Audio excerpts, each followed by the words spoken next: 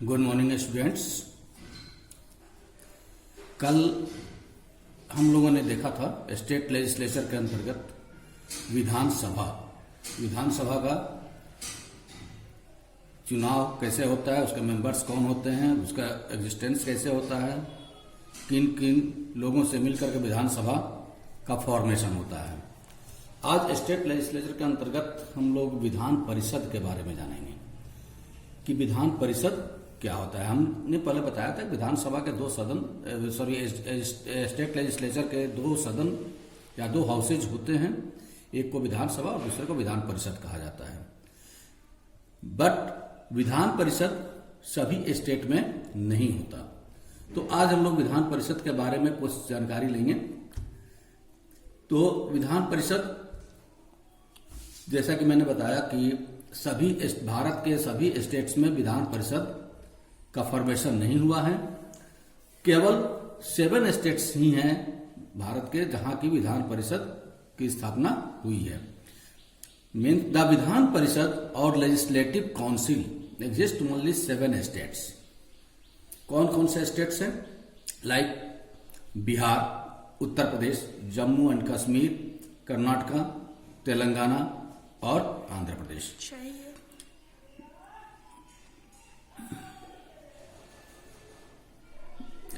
तो हम देखते हैं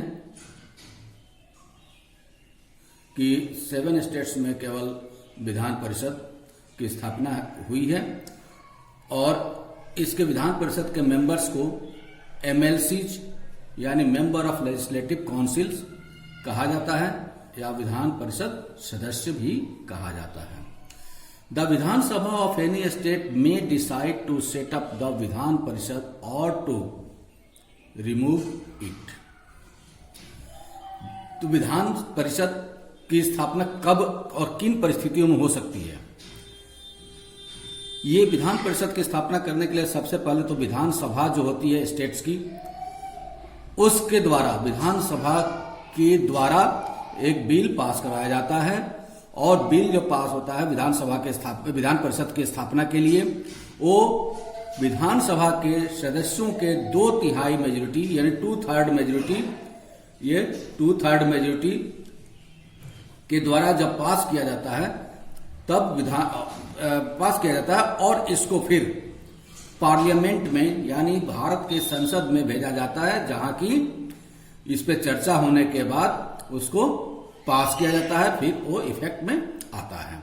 और विधानसभा का ये भी अधिकार है कि कहीं अगर विधानसभा किसी स्टेट में है तो उसको रिमूव भी कर सकती है, यानी उसको खत्म भी किया जा सकता है, विधान परिषद को खत्म भी किया जा सकता है। तो ये विधानसभा को एक खास प्रकार की इम्यूनिटी या अधिकार दिया गया है कि वो विधान परिषद के स्थापना और उसको रिमूव करने में महत्वपूर्ण भूमिका निभाता है। और अब क्या हम देखेंगे विधान परिषद के लिए रिक्वायरमेंट्स क्या है, उसके मेंबर्स के लिए रिक्वायरमेंट्स क्या है, क्या क्या आवश्यकताएं होनी चाहिए। तो the members of Vidhan Parishad are called MLC. जैसा कि मैंने बताया कि जो भी मेंबर्स होते हैं विधान परिषद के उसको एमएलसी कहा जाता है, यानी member of legislative council. Number of members in the Vidhan Parishad can not be more than 1/3 of the number of members in the states Vidhan Sabha. इसका मतलब बच्चों समझ रहे होंगे कि किसी भी राज्य की विधान परिषद में उस राज्य की विधानसभा के 1/3 जो सदस्य संख्या होती है उससे अधिक नहीं हो सकती। Can not be more than 1/3 of the number of members in the states Vidhan Sabha, यानी स्टेट की जो विधानसभा है उसके 1/3 से अधिक नहीं होनी चाहिए। ठीक है। बट एक कंडीशन और भी है, एक कंडीशन तो और दूसरी चीज हम ये देखते हैं कि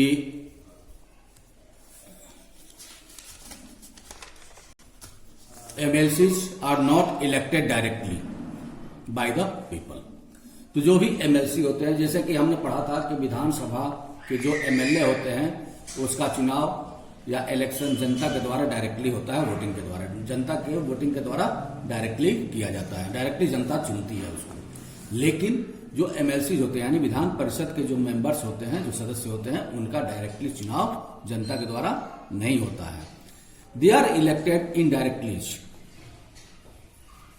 एज फॉलोज, किस प्रकार से उनका जो भी एमएलसी होते हैं उनका चुनाव अप्रत्यक्ष रूप से यानी इनडायरेक्टली किया जाता है।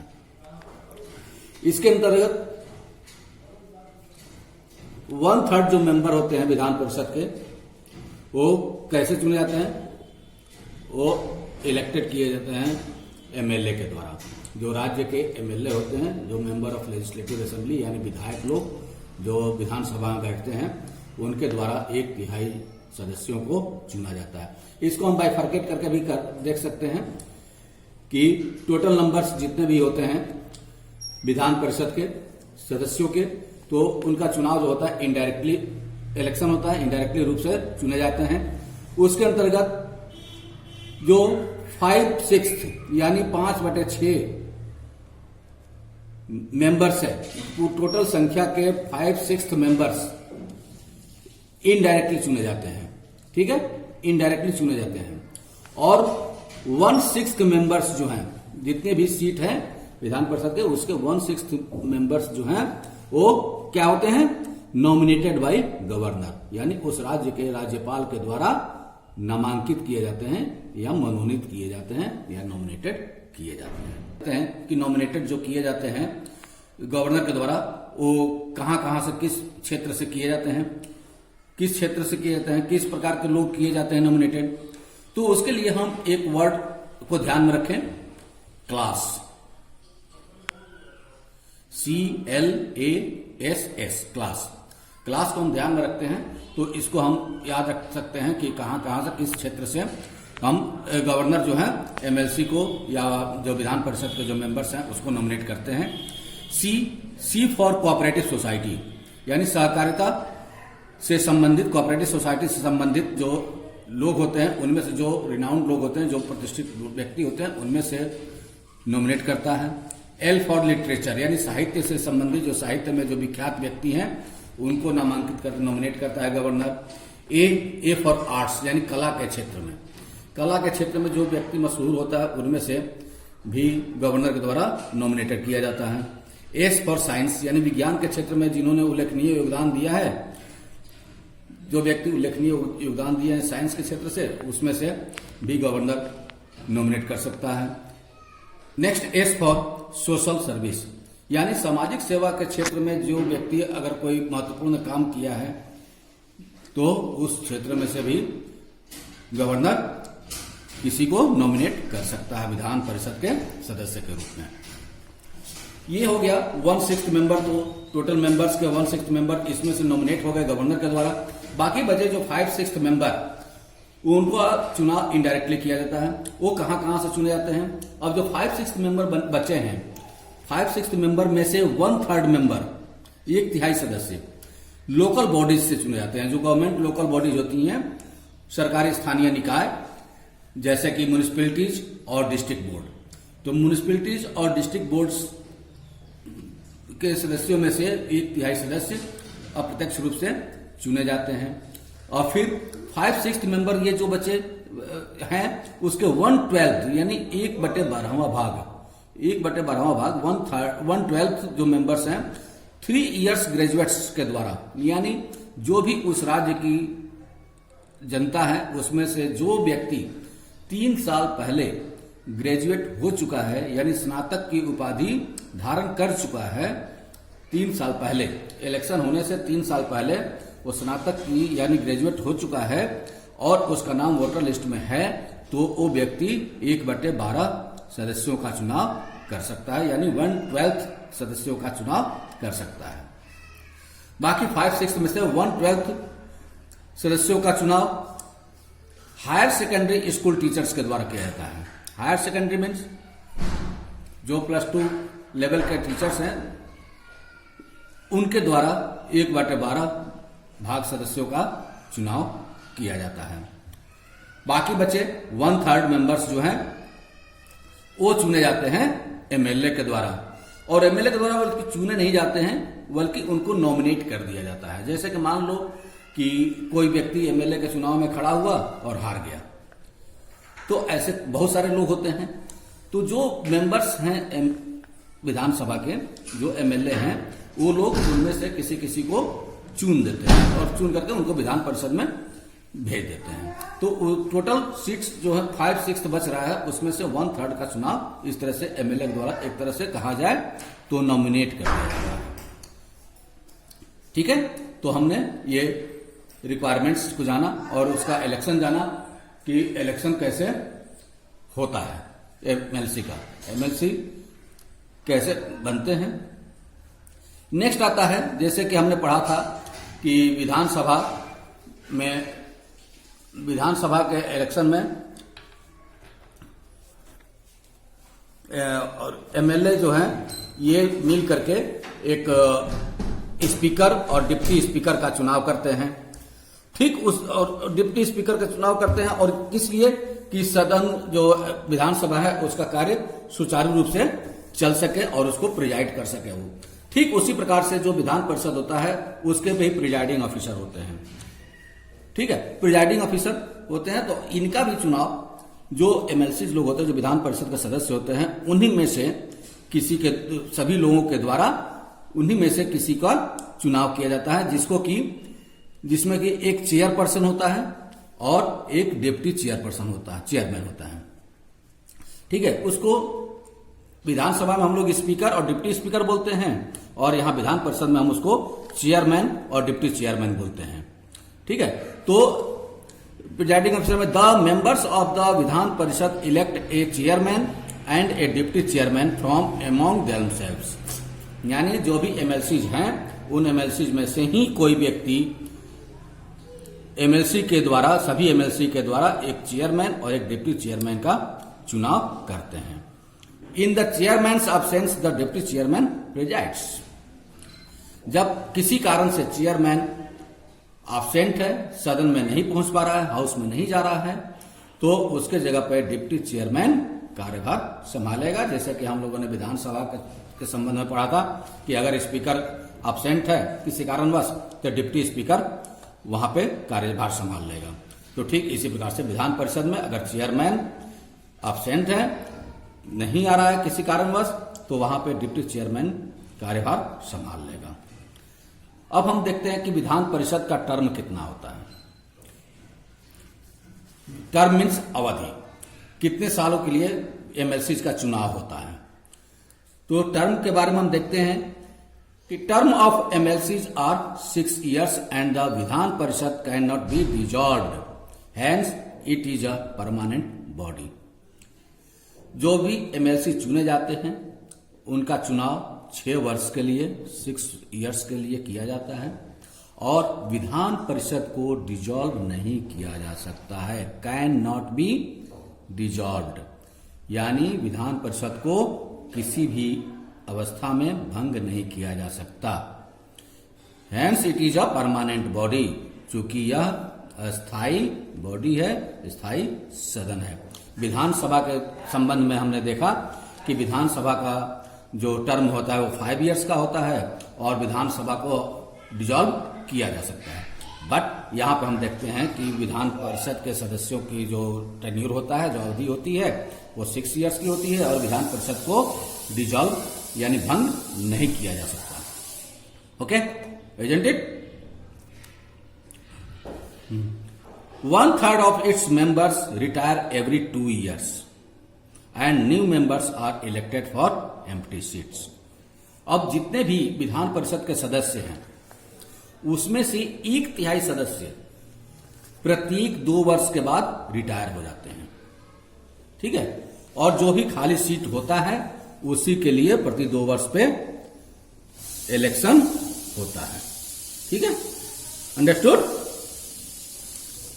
यहां पे एक बार और मैं बता दे रहा हूं कि जितने भी सीट्स हैं विधान परिषद के, उसके 1/3 सदस्य प्रत्येक 2 वर्ष के बाद रिटायर हो जाते हैं।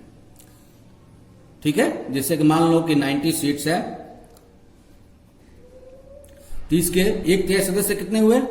30 तो 30 सदस्य जो हैं ये एवरी 2 इयर्स रिटायर हो जाएंगे। ठीक है, बाकी सीट कितना खाली हो गया, ये 30 सीट आफ्टर 2 इयर्स खाली हो जाता है।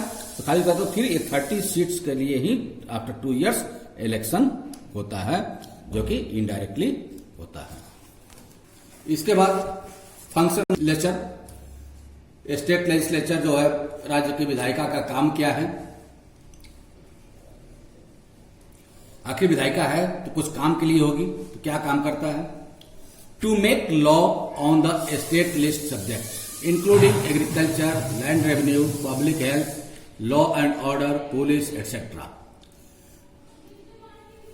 तो जो स्टेट लेजिस्लेचर का जो काम है, फंक्शन है, उसमें स्टेट लिस्ट 3 प्रकार के लिस्ट होते हैं। वर्क से संबंधित 3 प्रकार के लिस्ट होते हैं। एक होता है यूनियन लिस्ट, सेकंड होता है स्टेट लिस्ट, एंड थर्ड होता है कंकरेंट लिस्ट। ये 3 प्रकार के लिस्ट होते हैं। तो यूनियन लिस्ट क्या होता है? इसमें जितने भी सब्जेक्ट्स दिए गए हैं, जितने भी विषय दिए गए हैं, जितने भी टाइटल्स दिए गए हैं, उससे संबंधित जो भी लॉ बनाते हैं वो पार्लियामेंट के द्वारा बनाया जाता है। पार्लियामेंट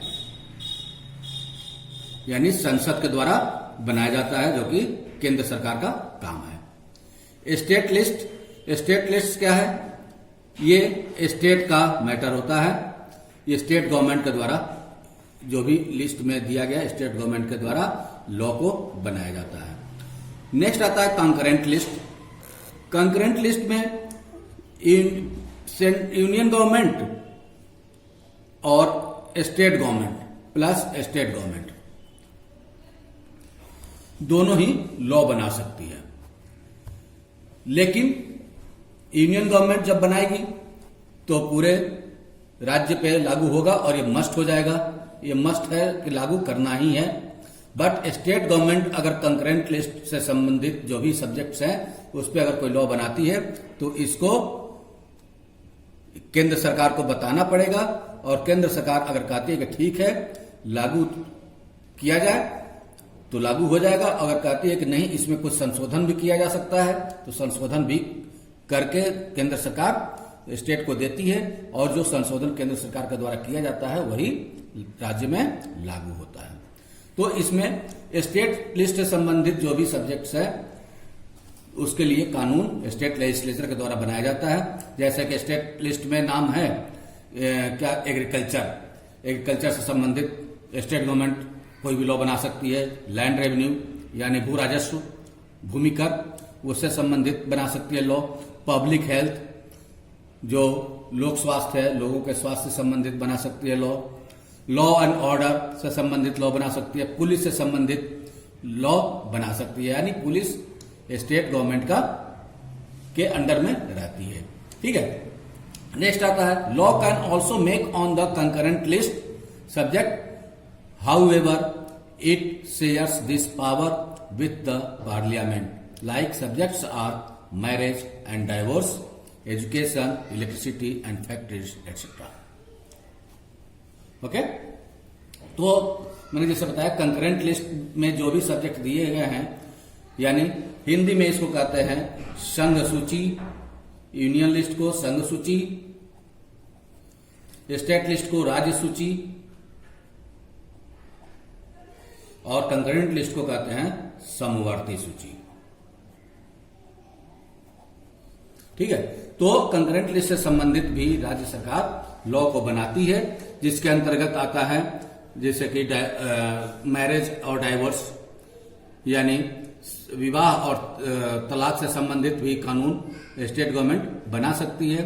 शिक्षा से संबंधित बना सकती है। इलेक्ट्रिसिटी से संबंधित यानी विद्युत से संबंधित भी बना सकती है। फैक्ट्री यानी कारखानों से संबंधित भी, फैक्ट्रियों से संबंधित भी कानून स्टेट गवर्नमेंट बना सकती है, जो कि समवर्ती सूची यानी कंकरेंट लिस्ट का सब्जेक्ट है।